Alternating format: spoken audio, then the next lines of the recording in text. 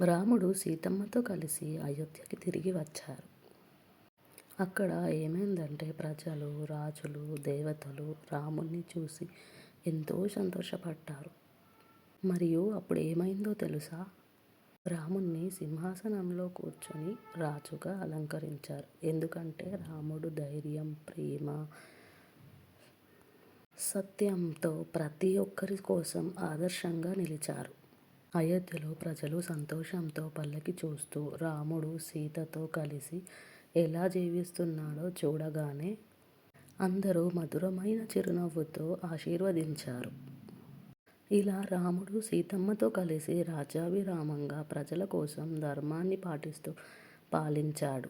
ఏమిటంటే ఇది మనకు చెప్పేది ధైర్యం, ప్రేమ, సత్యం మన జీవితంలో ఎప్పుడూ మార్గదర్శంగా ఉండాలి. రాముడు రావణుణ్ణి ఓడించి అయోధ్యకు తిరిగి వచ్చారు. అందరూ దీపాలు వెలిగించి ఆనందించారు. అందుకు మనం దీపావళి జరుపుకుంటాం.